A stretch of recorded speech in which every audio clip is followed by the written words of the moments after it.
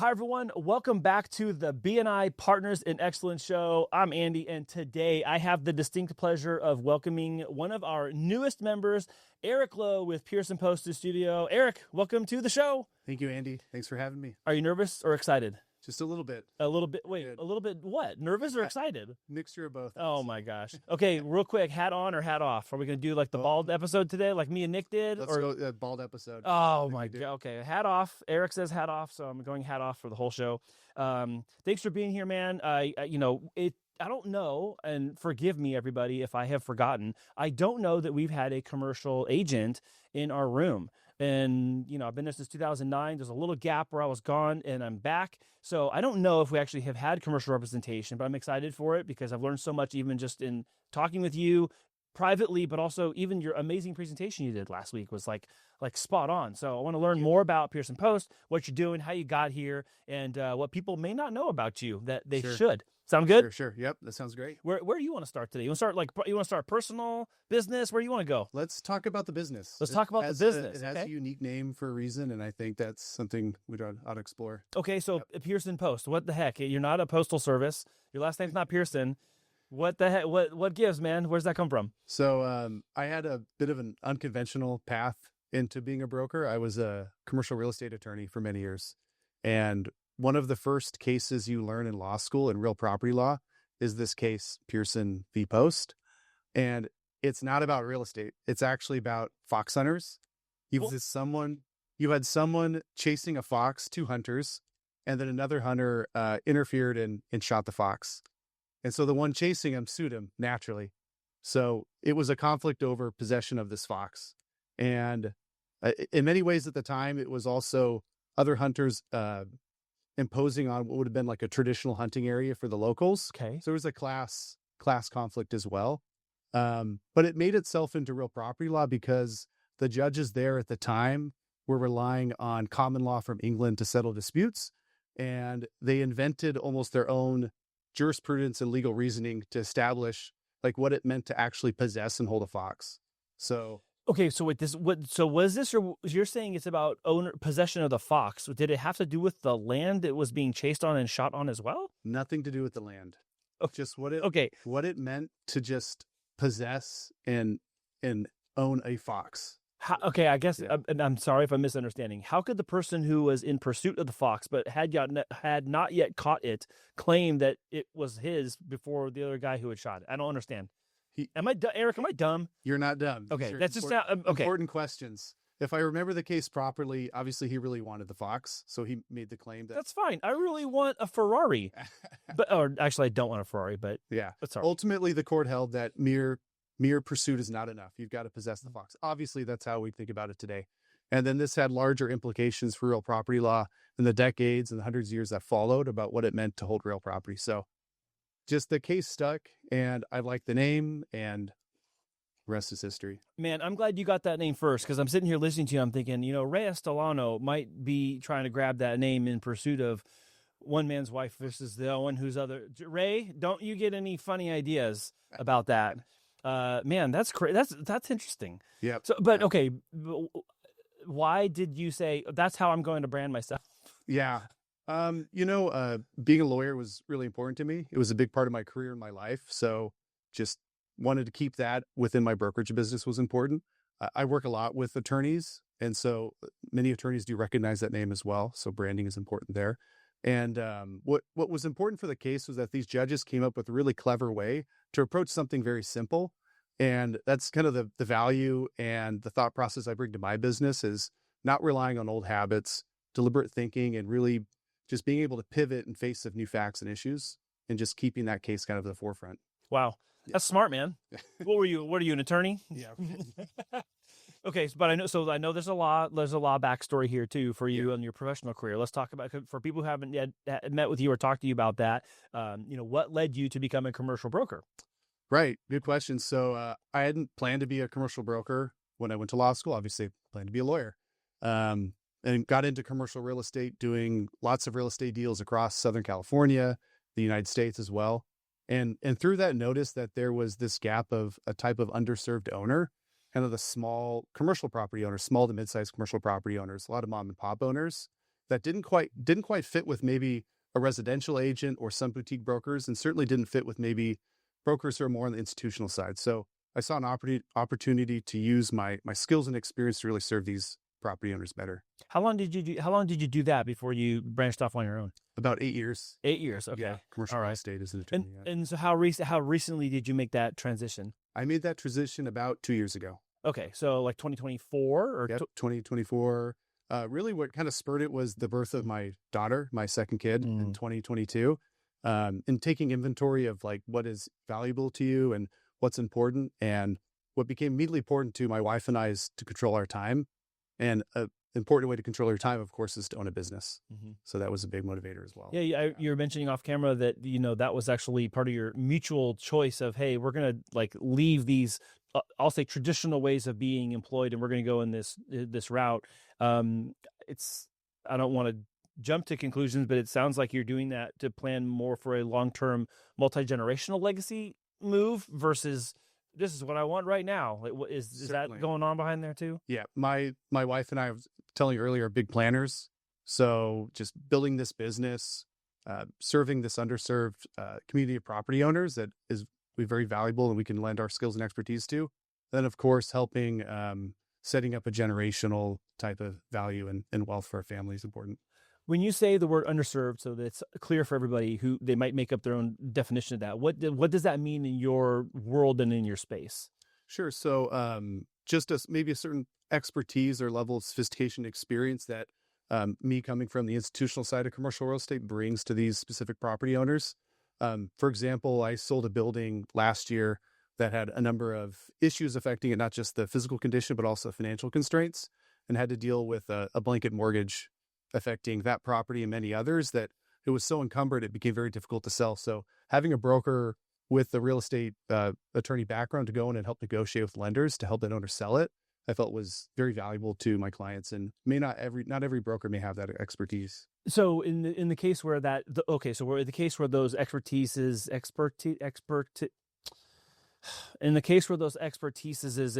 are not blended, what are people left with? What do they have to have? They have to have a broker and an attorney, or perhaps, or one. How do they navigate that? Right, and maybe they don't. That could be a part of it too. Maybe they don't. They just raise the white flag and they go, please. It's a part of it, or maybe it takes a whole lot longer to figure it out. Maybe years, right? So that's the type of owner that I. Well, no, go ahead. Yeah. That's the kind of owner I serve, and a lot of these owners have owned their buildings for 20, maybe even 30 years, and are at this transition in their life where maybe their risk aversion is different, and they want to have a different asset to rely on for income, or maybe their kids are starting to buy houses, and being able to net like a 7 figures from the sale of their property just opens up a ton of opportunities. So that's a lot of clients that I serve. I mean, it's substantial money. Even in today's terms, I know that like economically things have changed so much where I almost think we breeze past $1 million and go, it's not a lot. It's still a lot of money. Yes. It's still a lot of money. Like that's not overlooked at. What's crazy now too is in some spaces I'm in, I'm around people who do real estate investing, commercial and residential, or residential commercial, like multifamily, but 10 units plus, that kind of thing. And it's like 90 million in real estate asset portfolio, 200 million in, residential care facility. And I'm like, sure. Those are starting to get to be some really big numbers. You get numb to the numbers. These values get so big, and that's kind of where San Diego real estate is going, right? I mean, when rates changed, suddenly a few years ago, the market did not in terms of value, and prices are going to continue going up. It's a great place to invest in. So do you have a story that you're allowed to tell? Do you have a story that you're allowed to tell where that blend of the legal experience and broker experience has really helped someone out of a jam? You had mentioned, I think you had mentioned a substantially upside down property during your presentation when you were talking to our group, where I was trying to do the quick math in my head. I feel like you said they were underwater like 5x, like the property was worth, I don't know, $1.5 million and they owed $7.5 million or something crazy like that. What was that story? Right. Yeah, that's a good story. Maybe an even better one to talk about that really blended like a legal expertise was I was representing a buyer in a 1031 exchange. And as you know, there's certain deadlines you have to meet in the exchange. Well, this client came to me a little late in the game, and he had one property left on his list. And so we got under contract with that property, but then found out that the tenant was in jail and Oh, not what? even in San Diego, like outside of San Diego. And even though a commercial tenant is in jail, they still had a valid lease on the property. So my client needed to move his business into the space. So just having a tenant there. Wait, hold on. How does that work when someone's in jail and you got like paperwork to do? It's complicated, right? Especially during. Well, no, I don't know. That's why I'm asking. I'm like legit asking, like, how do you do that? Well, what we ended up doing was negotiating essentially like a cash for keys and a termination of the lease while in escrow. I bet bro wants cash for keys in his jail cell. I'm just kidding. Sure, Sorry. yeah. I had to say it, man. I'm my bad. But not easy because this tenant was somewhat unreachable to us and had to rely on family members. And somewhat unreachable. You're being like so politically correct. Like he was somewhat unreachable. The bro's in jail. Was in jail. Yeah. Okay. So how'd that turn out then? It worked out. And a big part of that success was I represented the buyer, and the seller and their agent couldn't know that this was the last property on the list. Their timeline has passed because we still had to negotiate a good deal for my client. And part of that was a game of poker with the seller and knowing what was really important to the buyer versus not. Like that building also had quite a bit of deferred maintenance, but part of the bargain was to just ignore that because the buyer was sophisticated with building systems. It didn't bother him and really focus on what mattered is getting that space vacant so he can move his business. Yeah. Yeah. You had mentioned that there are tactical methods for selling a commercial real estate like over a duration of years, specifically for tax purposes. Sure. I want to talk about that a little bit. I'm not in that situation right now, but it piqued my interest because, again, a minute ago I'm mentioning, 90 million portfolio, 200 million portfolio. I know there are some substantial tax consequences if you're like, yeah, just sell everything all right now. Like that would be crazy. So talk to me about like, what's the tactic? Why is that strategy important? What are people doing right now that's with your guidance, helping them to phase out their sales over a certain period of time to minimize their tax exposure? Sure. So very common among property owners that have a vast portfolio of properties and timing those sales in certain tax years so they don't get hit with the massive capital gains on the sale of too many properties in a single year. So I work with my clients to determine which properties we should sell first. Maybe it's one that's been the biggest headache. Maybe it's one that's recently become vacant and it's a good opportunity to sell. It's really just kind of what's the least biggest headache to them, perhaps, and makes their life simple, because that's what a lot of this is directed in. A lot of my clients just want a simpler lifestyle. They've invested well in the 80s, 90s, and now can reap the rewards of that. Yeah. Yeah. 80s and 90s. Oh my God. Yeah. I had a client who bought a mixed use zone parcel just outside of downtown for $5,000 in the 1970s. Get out of here. Not kidding. For 5,000. But in the 70s, that sounds like that's a lot of money. Right. Still. But I almost didn't believe it. And I checked the grant deed and said $5,000. No way. So, the capital gains, that's got to be astronomical. Oh yeah. Yeah. What do you do? What are you left to do? You just have to like bite the bullet and take the tax penalty, or what? Some owners, depending on their financial situation, others that are maybe a little older in their real estate career, don't want to buy more real estate, can exchange into a Delaware statutory trust. Oh, they're doing DSTs. Yeah. Okay. DSTs. Exactly. That can be quite common. Sometimes we might be able to get that's smart. I didn't think about, that's really smart. Yeah. Okay. So you can defer your taxes there, but then still have a lot of the benefits of owning real estate. Another good strategy could be a seller carry type deal where a buyer pays you in installments. So your taxable gain each year is reduced to a few, like more bite-sized chunks, so to say. This might be a nerdy question, but if they do that into a DST at time of death, do the children or the inheritors get a step up in basis? Or very good question. I'm not exactly sure. Hey, Nuri, Andy has a nerd question for you. We're gonna have to get that answered because I know that I get what you're saying. It could be a 1031 or it could be an exchange into a DST because it's like for like. Yeah. But I wonder if that step up also qualifies. That would be crazy because that's a huge tax avoidance right there. Sure. Yeah. I mean, in the case of it being owned from the 70s at $5,000 to, let's say 50 years later, it's worth $5 million. Right. You're going to be taxed enormously. Yeah.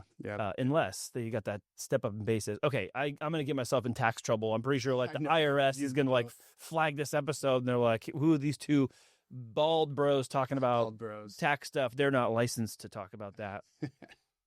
Guess what? I'm not, and there's no consequence for it. Okay. Next thing is I want to talk about what's changing in commercial real estate right now. In most business spaces, everyone's talking about software as a solution. AI is taking over everything. There's obviously a lot of economic difference of opinion on what's going to be helpful, what's not working. What are you talking to people about right now when it comes to commercial real estate and what's changing? Sure. So yeah, commercial real estate is ever changing as well. Different types of businesses perhaps entering the space, and then maybe looking at a building with a completely new type of use. And so it's very valuable to understand the zoning for a particular parcel of land, because maybe one use before that rent isn't there anymore. For example, I sold a building that was an old pharmacy, and pharmacies are kind of going out of style, right? Because you can get your prescriptions over Amazon. So looking at a pharmacy building and thinking, well, what could be this new use? What's its zoning? And depending on the city, and you could do quite a few things. So it's really important as a broker to understand that zoning, and then coming up with a clever marketing strategy to go find a buyer who may pay like a premium use for that. So what kind of places are taking over pharmacies? The one that I had sold last year was a church. Oh, really? Yeah. Yep. Just the base zoning allowed for multiple uses, and that was a specialty case use. So worked out well, and they paid a premium, and there's not a lot of churches for sale. People come up looking for their prescription. Come back on Sunday. We'll see you Sunday. Yeah. Right. I thought you guys weren't open on Sunday. Now we are. Okay. Pharmacy. What's another maybe zoning example or type of pivot or transition that's happening in commercial? Like, I've seen, businesses around this neighborhood too, that in the retail space that have completely turned over and changed. And Sure. And there's some vacancies, honestly, as well. Most recently, donut bar down the street just announced, hey, they're leaving and they don't want to be here. I'm not sure if it's because of high rent. I'm not sure if it's a business. I don't know what the problem is. Sure. It'd be easy to kind of like point the finger at one thing, but I don't know any of what the problems are. What other kind of turnover are you seeing in commercial space? Sure. One that immediately comes to mind, that not necessarily commercial, but a client that I had helped out last year had bought like a single family home, but on a very large parcel that was zoned for apartment construction. And so if you own a property that's zoned for apartment construction and it's a large enough parcel, we should certainly talk, because he got in on that deal maybe 10 years ago for a couple $100,000, and we sold it for much, much more than that. Jeez. Because it had that development aspect. Who's a developer? Yeah. So knowing what might be in demand for your property is very important, especially in evaluation. Yeah. What about land? Do you ever dabble in the land stuff, or is it you only want to work with existing structures and that kind of thing? Because I know land that has commercial use zoning. Does that make its way to your desk or no? Sometimes, yep. I'll have like land deals, but I don't do a ton of land work, I would say. Usually there's an existing structure and we're looking at a way to maybe repurpose it or just enhance the value somehow. Yeah. Maybe there's some development upside to it. Nice. Yeah. You had mentioned during your presentation that you made nearly 12,000 cold calls in 2025. Right. What is wrong with you? Probably a lot of things that are undiagnosed at this point, but that's the name of the game in commercial real estate. It's very much a relationship-based environment.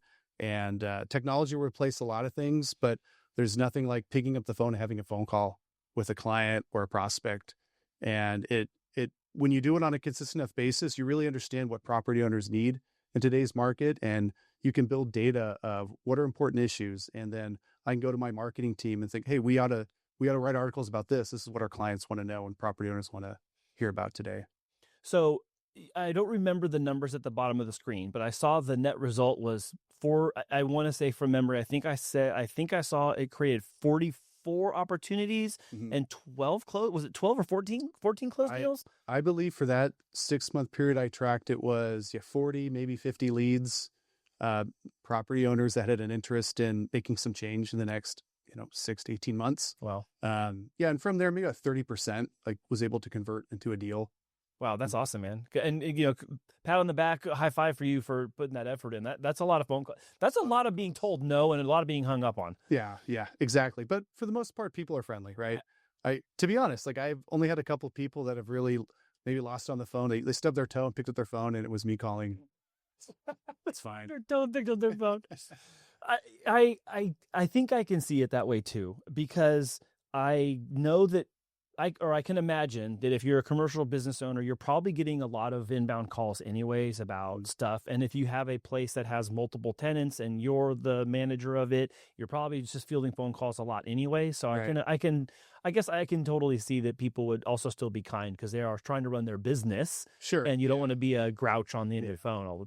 When I talk with the property owner and we haven't had a conversation before, it's usually something of value that I like to bring to them. Maybe a recent sale within their neighborhood they would like to know about, or a development, or something along those lines. Yeah. And it's usually, I feel very valuable to them and to know what's going on because they're very busy running their business but they want to stay in touch with what's going on. Sometimes I'll talk to a commercial property owner that they're running out of space. They need to buy something nearby. And I have something for them, and I can connect them with an off-market deal. Okay, so you mentioned the same thing too, where sometimes businesses transacting within like did you say 5 block radius or 5 minute? What was the reference you used for how easily sometimes buildings can change hands with local neighborhood businesses that are looking to buy? Oh, sure, yeah. So businesses within maybe 5-10 blocks may want to own multiple buildings to help with their operations, and because maybe there's a secondary service they provide in addition to their primary that they need space for, something maybe with high ceilings or just a big box to store inventory is useful.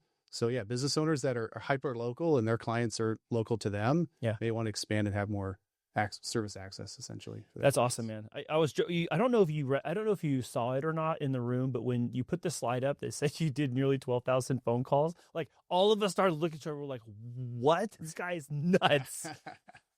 Your ear didn't hurt? I guess I'm used to it's just what's water. I don't really think about it, and it's what I do. Oh my gosh. Yeah. I immediately was like, man, this guy needs to open up a call center, like for everybody. Yeah. Everybody want a call center? Eric will make one for you. He clearly does it himself. He's got. I don't know that I've made 12,000 phone calls in my entire career. Yeah. Like, to be completely honest, dude, I don't know. I don't think I have, let alone in like 1 year. Right. That's pretty gnarly. Right. And commercial real estate and just residential real estate as well is very competitive.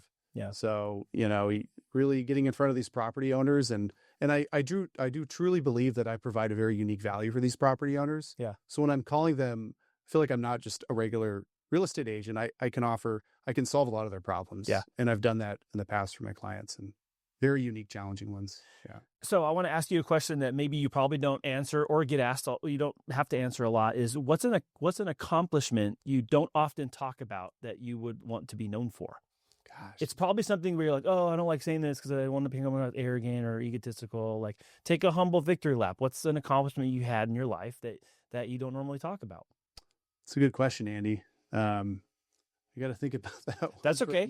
That's all right. We can come back to that one. Yeah. While we're thinking of that one, I want you to talk about what separates you from your competition. I would say it's you having your legal background, also with commercial and understanding all that, plus the years of experience and a dedicated focus to help a specific type of commercial bill. Those are just my words. Sure. How would you put that in your own words? I would say what really distinguishes me from other brokers in the market is my approach to marketing and listing a property for sale.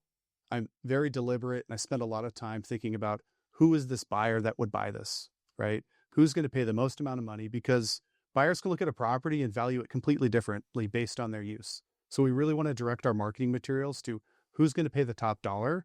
And then the next question is, well, how the heck do we find them? So thinking about like where they are, how do we get in touch with them? When I sold a building just near downtown, I knew that it would be a local buyer, and they wouldn't be on Crexi or LoopNet or CoStar looking for listings. They'd be walking around and see a sign, or maybe they have to catch them on a phone call. And that's how I ended up getting the buyer for that one. So really being diligent and thinking about who those buyers are.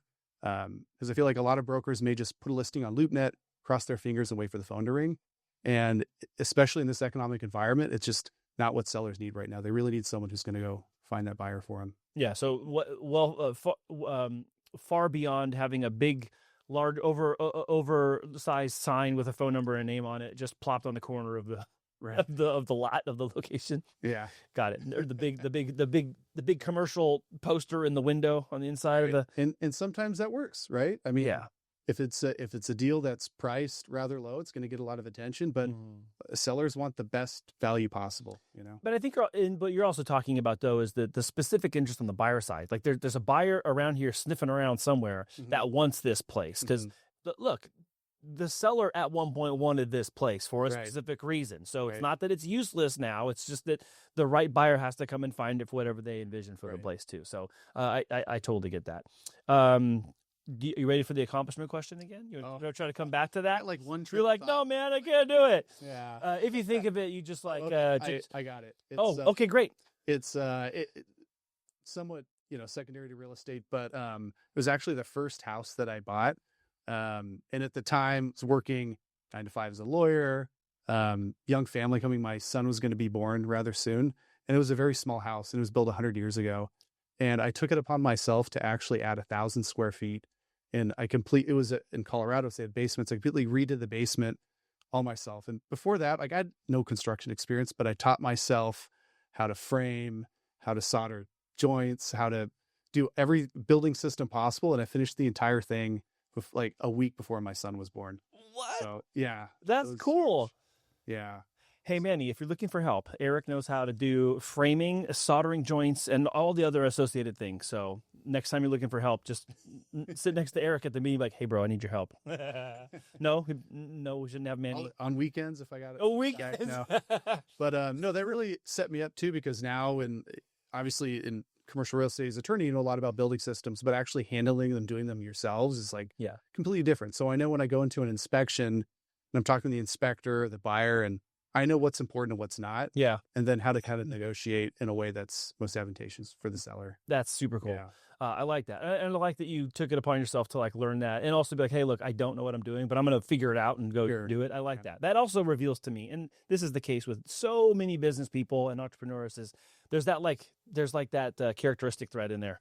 Like, I don't know how to do this. I'm going to figure this out. I want to do it firsthand, and I'll sort it out. If I run into problems, I'll come up with a solution. There's that like grit and tenacity in that. And I love that. I do too. And there's something that Jeff Bezos talks about. He talks about, when you're making a decision, are you in a 1-door room or 2-door room? Have you heard this before? Yes. Okay. No. Wait. The 1-door room or 2-door room? Yeah. No, I'm thinking of something else. So imagine you're making a very, very important decision, and you're looking at it. You need to look at it as either I'm entering a 1-door room or a 2-door room. A 1-door room means you walk in, there's no way out.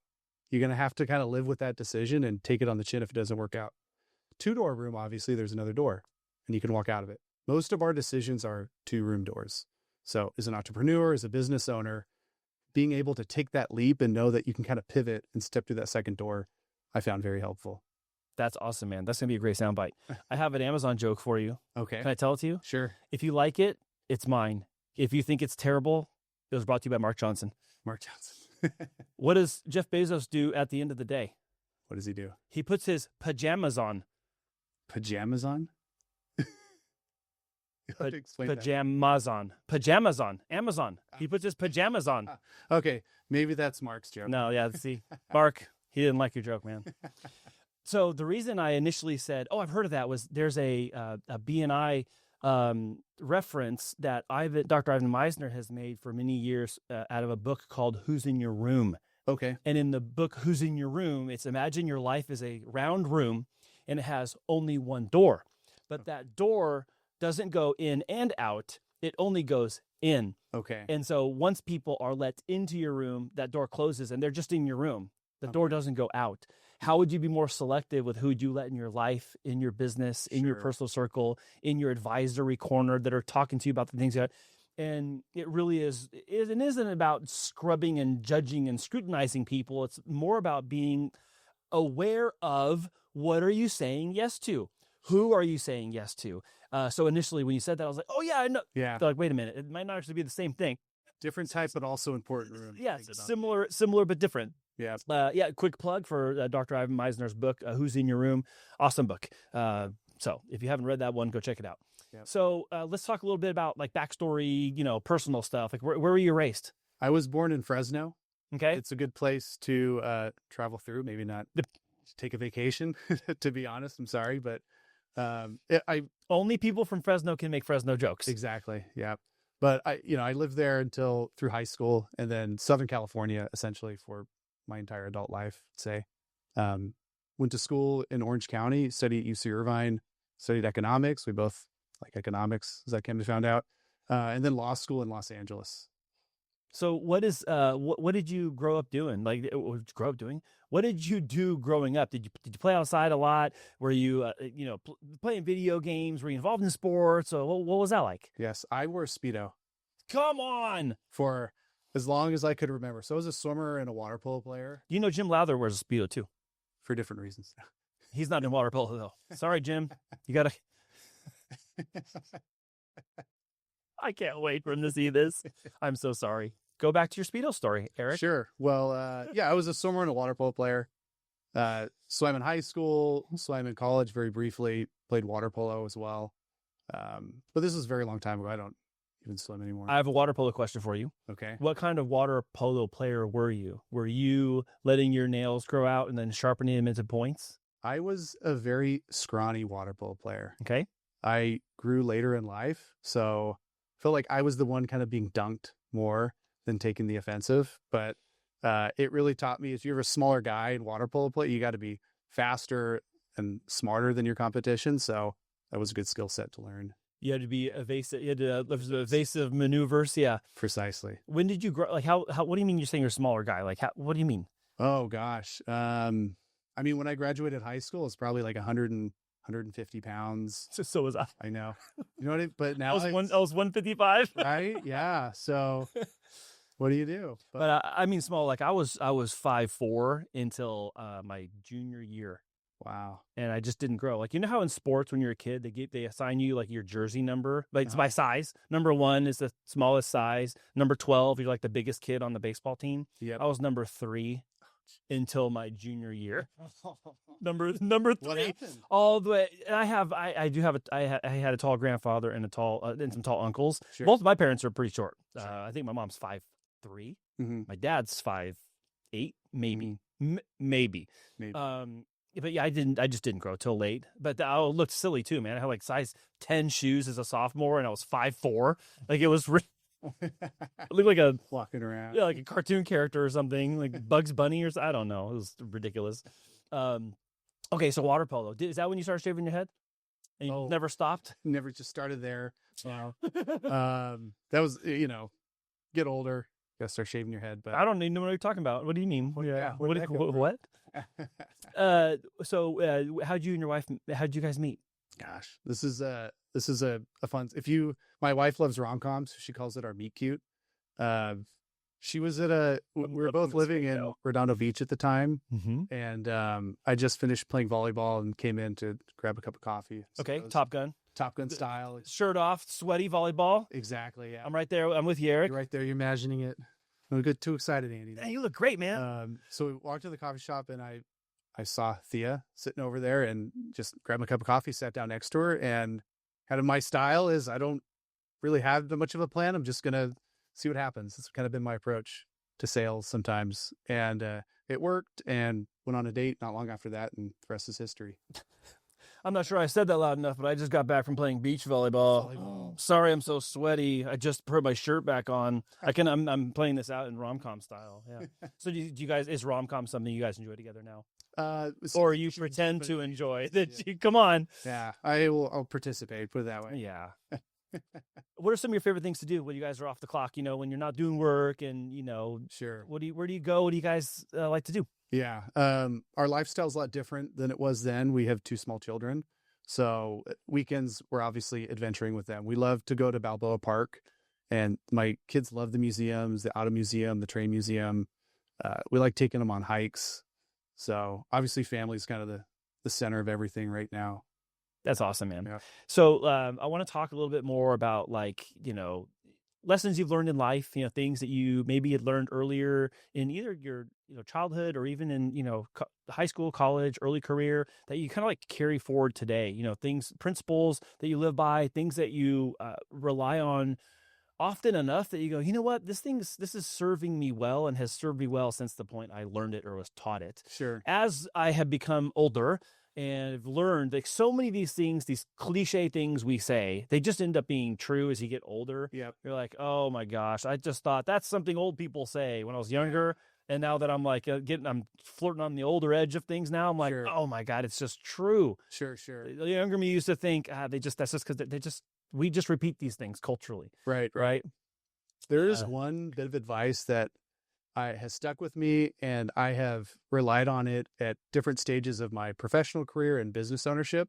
Did you ever watch the show Dirty Jobs? With Mike Rose? Yes, I love that show. He was interviewing a guy who seemingly had a very unsexy job, right, as he tends to do. And I think he was pulling some sort of creature out of sand and cleaning them up and then selling them or using whatever product they have, right? And kind of asked him, like, how did you get into this? And he said, well, out of high school, I saw my entire class go this way, and I went that way, right? So he carved out a niche for himself, right? When I graduated from law school, I did well in law school, right? I saw all of my class members going into big law, like the big law firms with the big salaries. And then I found a niche industry in commercial real estate that no one really knew about. And I thought, well, I'm going to go in that direction, right? And then that worked out really well for me. And then after being a lawyer for many years, I saw the trajectory of attorneys that become partners at law firms and can have really successful careers. Then I saw them going that way. And I said, well, commercial brokerage is more of this way because there's this unmet need from property owners and not a lot of attorneys competing in this space either. So I've always tried to make decisions based on, so what's my relative competition and what's everyone else doing, and try to go in a different direction sometimes. That's awesome, man. Yeah. Do you feel like you see life a little differently now, being a father as well and having two children? Did you have a moment where like everything just goes like, oh, everything is different now. Everything's changed. Everything comes into focus, probably as you can imagine, right? Your time becomes immensely more valuable. Being a parent it's like extra 50, 60 hours a week. Your waking hours, essentially, if you're not working. So being very deliberate about what you say yes to is important. Not having a lot of tolerance for things that aren't serving your interests or values, and being able to still carve out time for your kids, even though having a hectic schedule. So I would say bringing everything into focus, being more disciplined with your time yourself. Mm-hmm. Awesome. Tell me about, tell everybody about like a big goal you have. Maybe this is the first time you're saying it, so you can also decline the question if you want. Do you have a big professional or personal goal that you're hoping to reach in the next 5, 10, 15, 20 years? Like something that that we don't know you're working on, but we're watching you work and you're chipping away at this thing. There's something that I've always wanted to do. So does it sound crazy? I've always wanted to run a 100-mile race. Oh, no way. Yeah. I have a friend who does that. Really? Okay. Yes. Yeah, so notice I said friend. I can't do that. Yeah. That's something, it sounds kind of crazy, but it's something I've always felt that I've been called to do. And I've run marathons. I've done a couple 50Ks and was obviously on that trajectory. And now I'm very busy and I can't find the time to do as much of it. That's something I've always wanted to do. It's the ultra marathon, right? It's called the ultra marathon, 100 mile. Yeah. 100 okay. First of all, shout out. You just said 50K. Ben Watkins, new to our creator group that I'm in. Ben is training for a 50K right now. Right on. He literally last night was training and showing his progress. I got this many days till the 50K. I'm like, dude, you're a menace. Love it. My friend Andrew Paul, he runs the ultra marathon and he is a machine. Yeah. Prior to being in his finance industry, he was a Navy SEAL, so he comes from that pedigree. Yeah, so I really admire those types of he's a machine, bro. It's a mental feat at some point, right? And I've always admired those people, like people that are gritty and can work really hard, and they just but the body wants to give up. Right. The body wants to give up. And I'm not saying that out of the lazy corner, like at mile 5. Yes, I know that. Yes. The body wants to give up mile 5 in Andy's world. Unfortunately, honestly, at my worst mile running is my first 2. Yeah. It's terrible.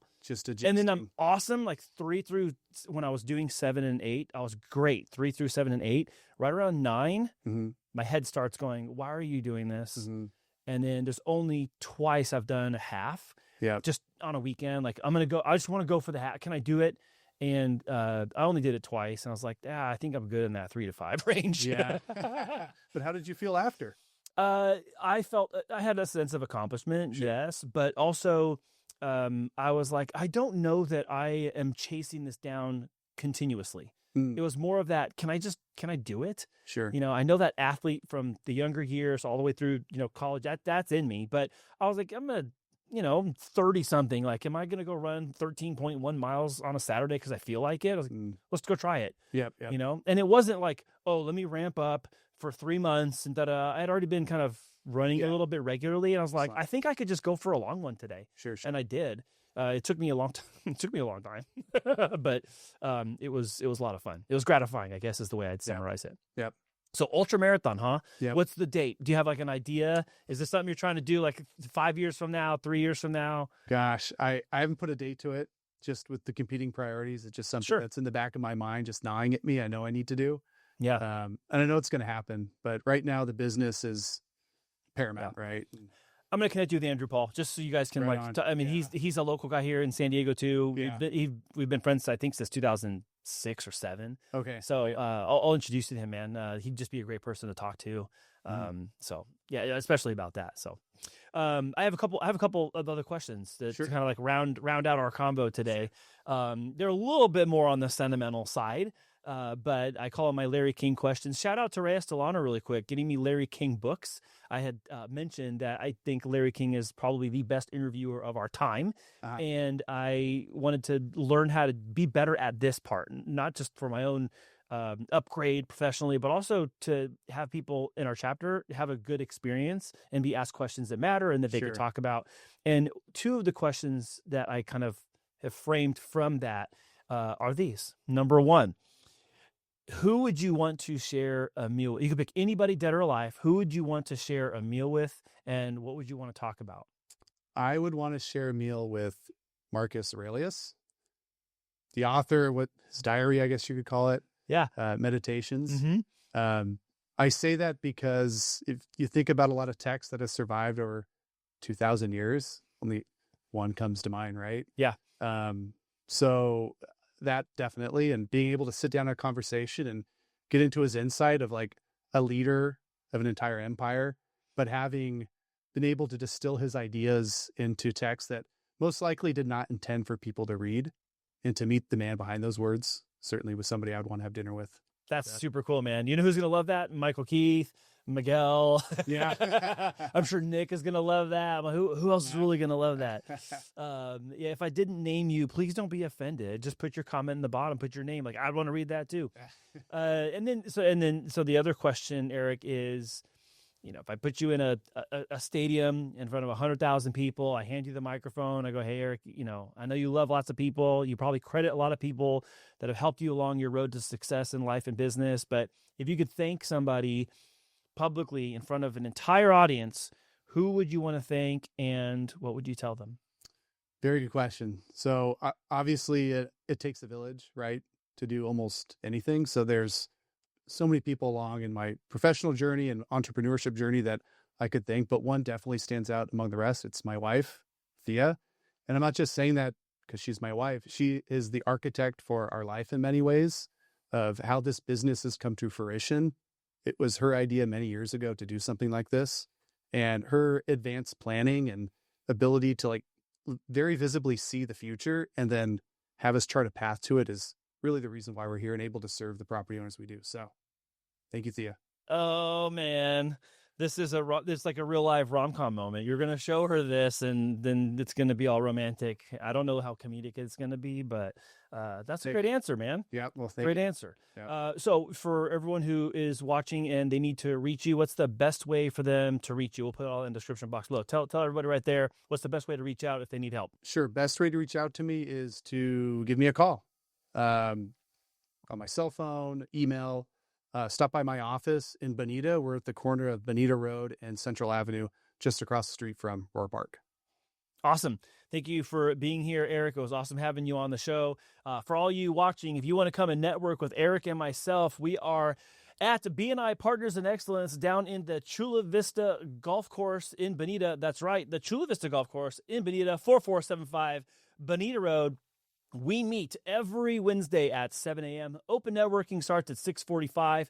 In the description box of this video, you can see the link to register as a visitor. We would love to have you come and network with us. You can meet Eric, meet myself, and meet the rest of our friends in business that pass high-quality referrals to each other. And we have, each of us, the Giver's Gain heart set and mindset to help each other drive more quality business referrals for each other. Thank you all for watching, and we'll see you with another great guest next week. Bye.